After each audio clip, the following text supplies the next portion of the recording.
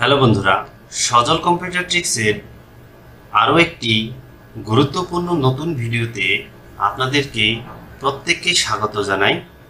আমি আমার এই চ্যানেলে প্রতিদিন কম্পিউটারের বিভিন্ন ধরনের ট্রিক্সগুলো আপলোড করে থাকি। তো বন্ধুরা, তারই ধারাবাহিকতায় আজকে কম্পিউটারের খুবই একটি গুরুত্বপূর্ণ বিষয় নিয়ে আলোচনা করব।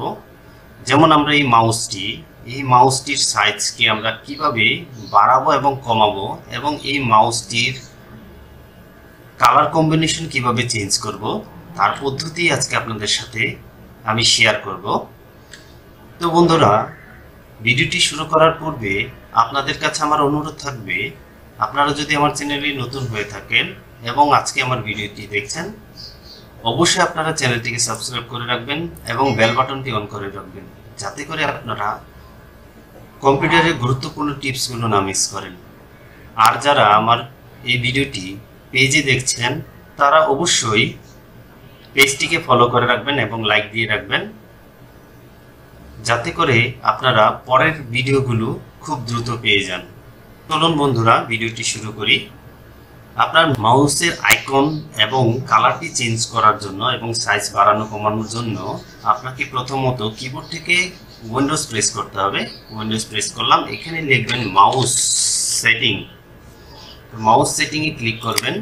ক্লিক করার পর দেখেন একটা বক্স চলে আসবে। এরপরে দেখেন এখানে লেখা আছে অ্যাডজাস্ট মাউস, এখানে একটা ক্লিক করবেন। করার পর দেখেন এখানে আরেকটা বক্স চলে আসছে। বক্স আসার পরে এখানে দেখেন চেঞ্জ পয়েন্টার সাইজ। তো আপনি মাউসের সাইজ বাড়ানো কমাতে পারবেন। এখানে দেখেন যত টান দেবেন তত আপনার মাউসটি বড় হয়ে যাবে, মাউসের সাইজটি। এই আইকনটিকে আমি এই পর্যন্ত রাখলাম, এটা আপনার ইচ্ছা মতো রাখতে পারেন, আমি এতটুকু রাখলাম।